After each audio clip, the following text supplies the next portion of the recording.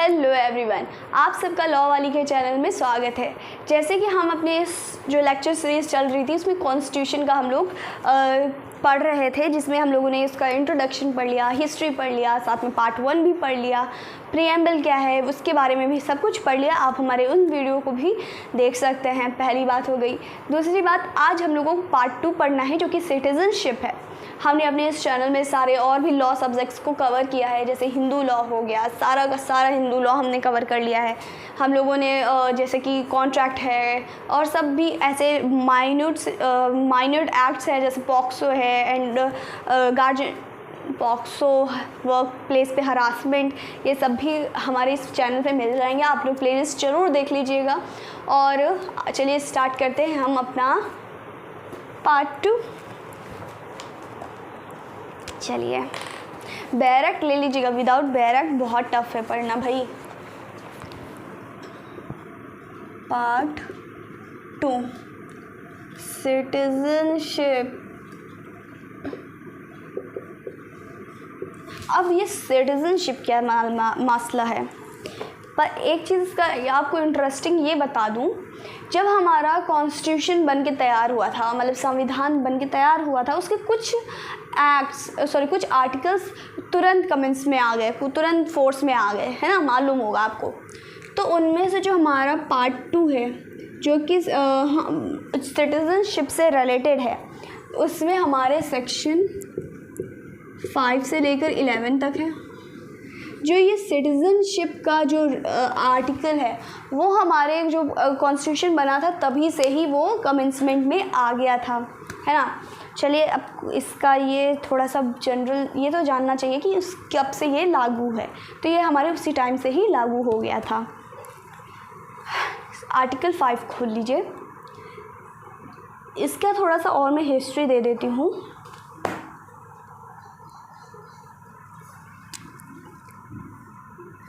अब हमारे यहाँ सिटीजनशिप क्या है। सिटीजनशिप एज़ कम्पेयर USA, वहाँ पे 2 सिटीजनशिप हर एक पर्सन की होती है, पर इन इंडिया सिंगल सिटीजनशिप होती है। हम लोग सिर्फ एक ही अधिकार रखते हैं।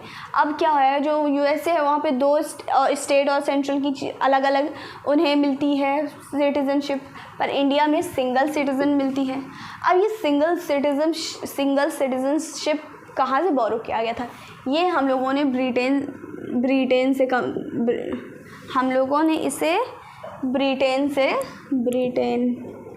से इसको अडॉप्ट किया था। मतलब सिंगल सिटीजनशिप ब्रिटेन में थी, USA से नहीं अडॉप्ट किया। भाई 2 सिंगल सिटीजनशिप लेकर के क्या करेंगे? सोचिए, सोचने वाली बात है। सिर्फ डॉक्यूमेंट्स, अपने डॉक्यूमेंट्स बढ़ाना है।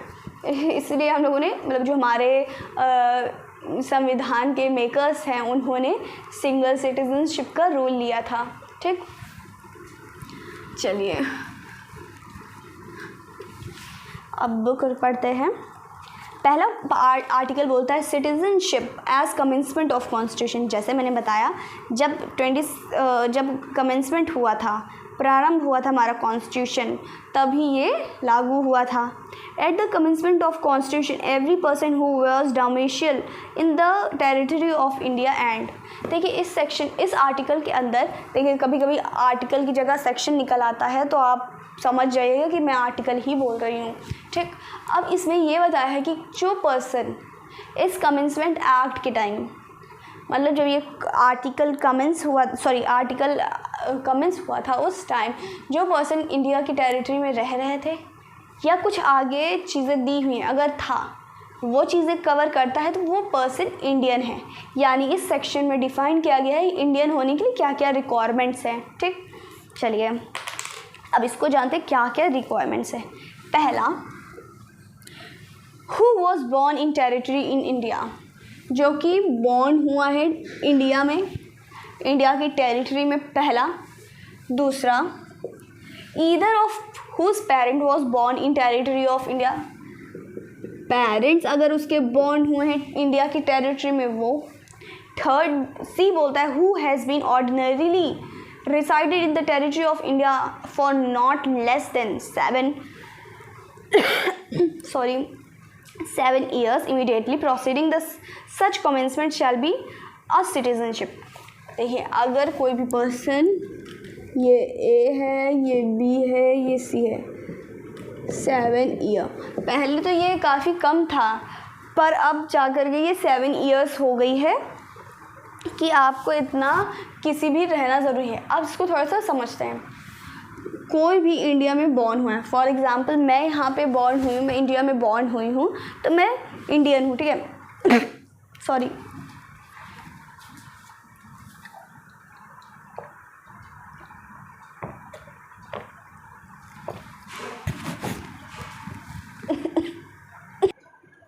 जैसे मैंने बताया अगर मैं इंडिया में बॉर्न हुई हूँ तो मतलब मैं यहाँ की सिटीज़न हूँ, ठीक, पहली बात। दूसरी बात, अगर जो मेरे पेरेंट्स हैं, मैं बाहर रह रही हूँ किसी आउट ऑफ इंडिया, पर मेरे पेरेंट्स जो हैं वो इंडियन है, तो भी मुझे इंडियन ही माना जाएगा। या तो मैं बाहर कंट्री से आई, ठीक, मैं यहाँ रह रही हूँ और मुझे रहते रहते 7 साल हो गए और उससे ज़्यादा हो गए, तो मुझे यहाँ की सिटीज़नशिप मिल जाएगी, ठीक है। बात ये हो गई पहली बात, ठीक है।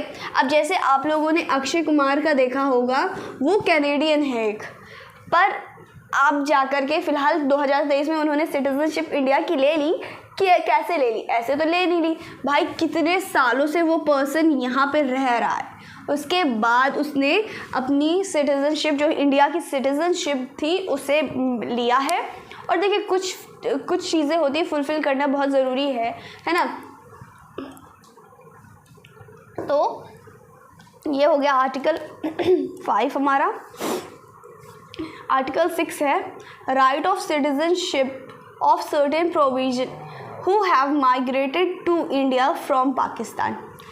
मतलब ऐसे पर्सन्स के राइट जो कि पाकिस्तान से इंडिया वापस आए, उनके क्या सिटीज़नशिप के राइट्स हैं, वो हमारा आर्टिकल 6 बताता है। देखिए अगर आप लोग आर्टिकल पढ़ रहे हैं तो ध्यान से पढ़िएगा, जिससे कि आपको सीक्वेंस याद रहे। जैसे कि हम लोग जो क्या रिक्वायरमेंट्स है एक इंडियन होने के लिए सॉरी, वो सब हम लोगों ने 5 में पढ़ा। अब कोई जो इंडिया में आया है, बाहर पाकिस्तान से इंडिया आया है, तो उन पर्सन्स की क्या राइट होंगे, वो आर्टिकल 6 में हम लोग पढ़ेंगे। तो जो पहला आर्टिकल है, मतलब कि पहला क्लॉज है, पहले डेफिनेशन बोलती nothing with standing anything in article 12, article 5 a person who has migrated to territory of India from the territory now includes in Pakistan shall be deemed to be a citizen of India at the commencement of the constitution of if। देखिए पहली ये line ये बोल रही है, अगर जो एक पहले इंडिया की टेरिटरी में आता था, ठीक, अभी ये इंडिया के अंदर आता था, पर डिवाइड जब हुआ, पाकिस्तान अलग हुआ, हम इंडिया से सेपरेट हुआ, उस टाइम जो पार्ट था ये इंडिया का, अब वो पाकिस्तान के अंदर आने लगा। तो जो ये पर्सन, जो यहाँ पे भाई लोग भी तो रह रहे होंगे, तो जो ये लोग रह रहे हैं उनको हम लोग इंडियन ही मानेंगे, क्योंकि भाई पहले तो इंडिया में ही थे।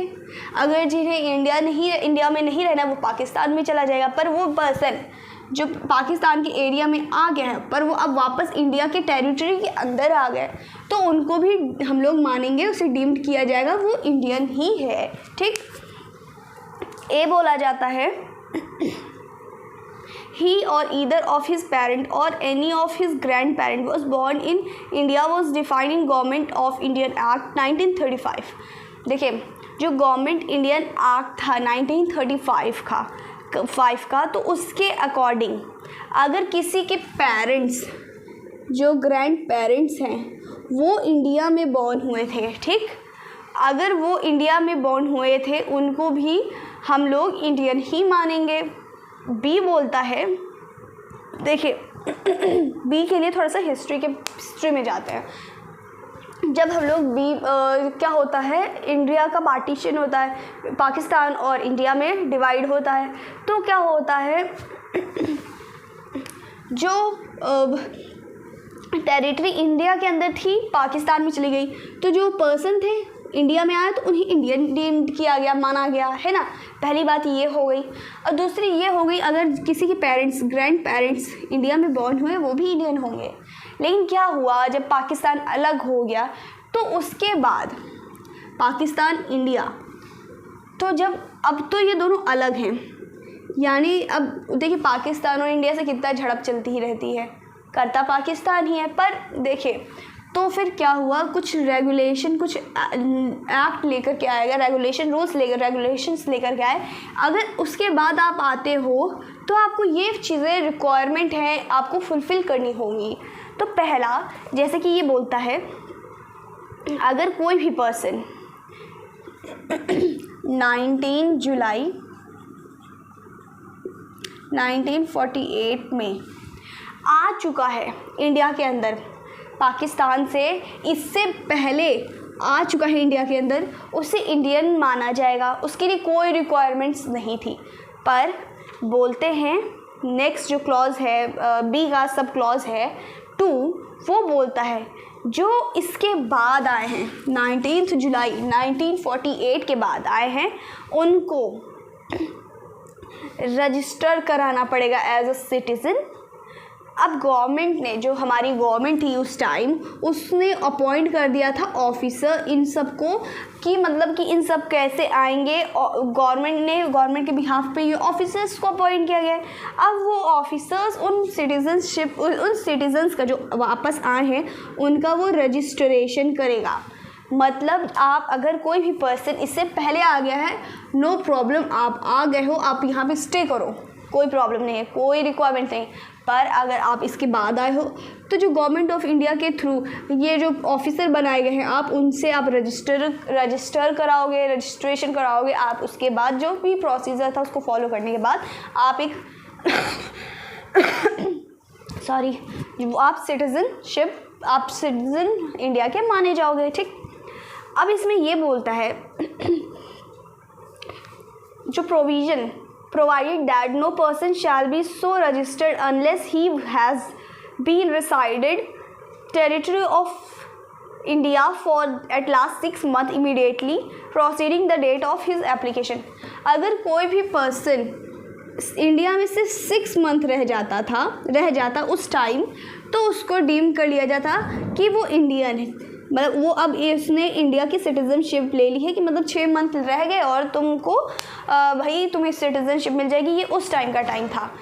अब क्या होता है, पहले क्या होता था कि कई लोगों को पहले 6 मंथ का टाइम, भाई 6 मंथ क्या, अगर साल भी दे दो ना, कोई आदमी किसी को ख़राब करना है तो इतना टाइम तो वेट कर ही लेता है। आते थे इंडिया में, गलत काम करते थे, कश्मीर तक आते थे, लड़कियों को फंसाते थे। मतलब देखिए ऐसी हिस्ट्री रही है, ये सब होता था। फिर इस चीज़ों को अभी हम लोगों ने पढ़ा आर्टिकल 5 में कि 7 साल अब हो गई है। अगर किसी को अगर इंडियन की सिटीजनशिप चाहिए, मिनिमम आपको 7 ईयर्स यहाँ पे पूरी तरीके से रहना ही रहना, पूरी तरीके से सेटल्ड होना ही होना है, ठीक है। नेक्स्ट आर्टिकल आ जाइए हमारा 7, जो कि बोलता है right of citizenship of certain migrants to Pakistan.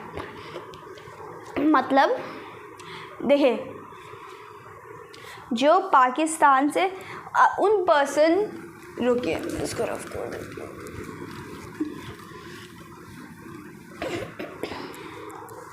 चलिए, nothing withstanding anything in Article 5 and 6, a person who has after 1st day March 1947 migrated from territory of India to the, देखिए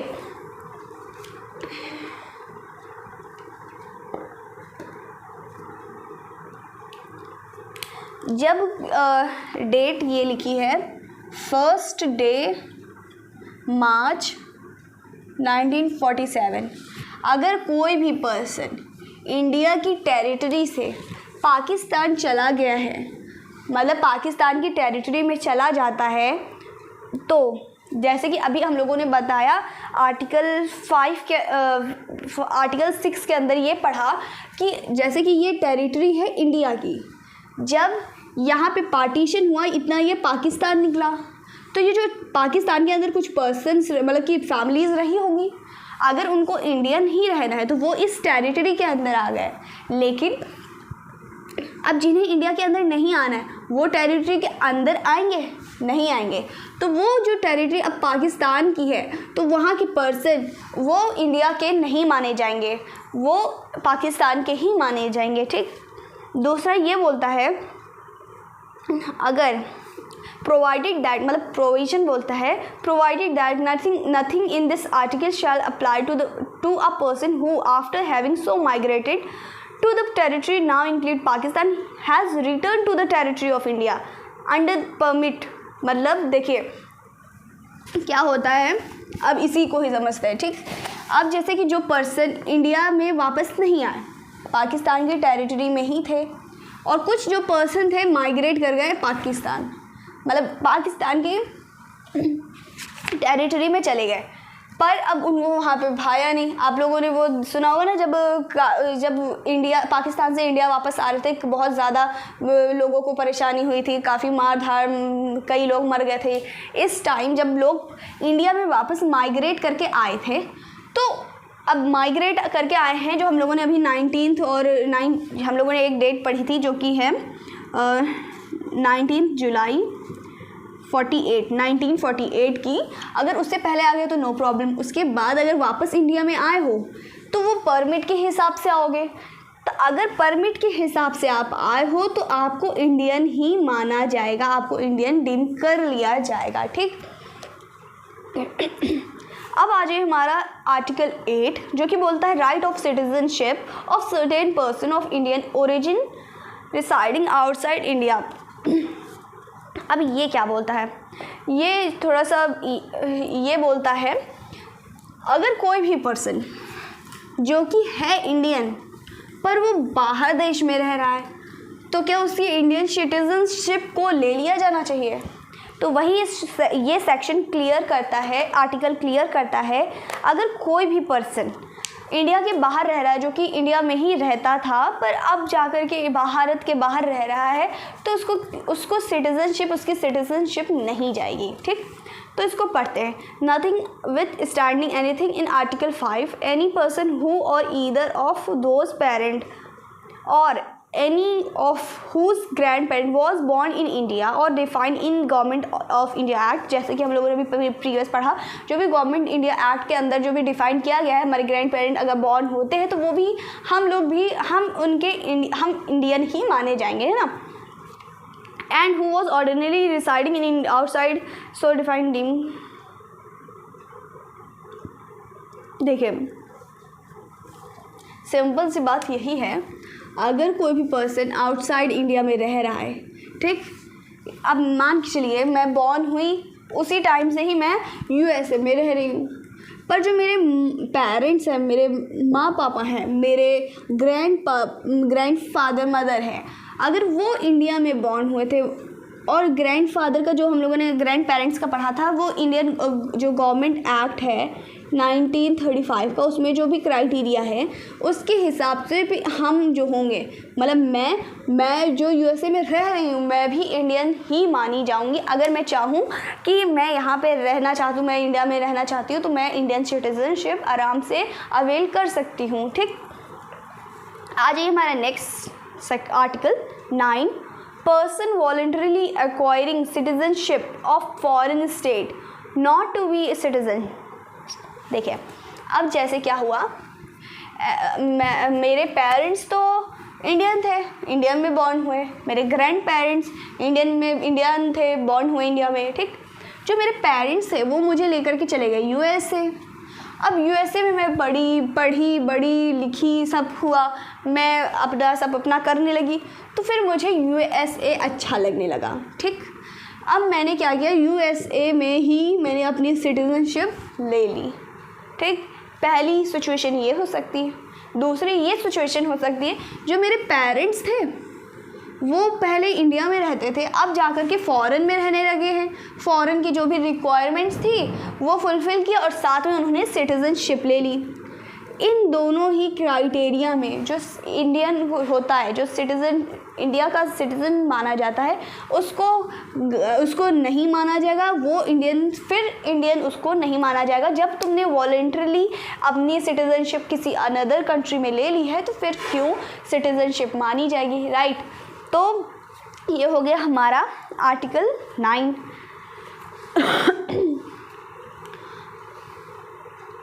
और थोड़ा सा अच्छा आर्टिकल 9 को इन्हेंस करती हूँ। मतलब जैसे हम लोगों ने पढ़ा कि कोई भी पेरेंट हो या कोई भी बॉर्न हुआ है इंडिया में, आर्टिकल 5, आर्टिकल 6 में ये पढ़ा कोई माइग्रेट करके आया है इंडिया में, आर्टिकल हम लोगों ने 7 में पढ़ा कोई भी इंडिया से बाहर गया फिर इंडिया में आ गया। तो अगर इन सबको रिक्वायर करके भी अगर वो किसी और अदर कंट्री में मतलब ले लेता है सिटीजनशिप, तो भी वो इंडियन नहीं माना जाएगा, वो उस कंट्री का सिटीज़न माना जाएगा।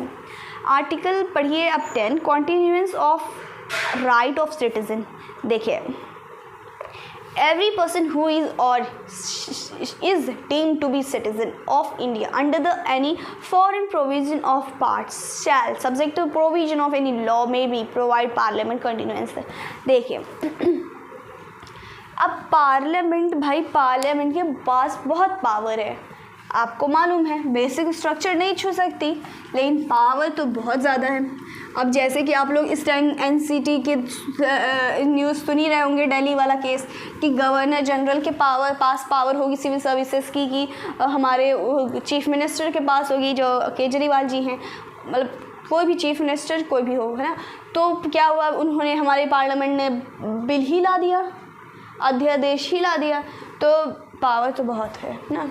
तो अब ये हमारा है जो हमारा आर्टिकल 10 है, वो बोलता है जो सिटीज़नशिप चल रही है उसे कॉन्टीन्यूअस रख सकते हैं, लेकिन अगर कोई ऐसा काम करते हो तो उसे पार्लियामेंट के थ्रू उसको हटाया भी जा सकता है, इतनी पार्लियामेंट के पास पावर। अब कोई भी आप गलती करो, है ना, तो उसमें सिटीज़नशिप हटाई जा सकती है।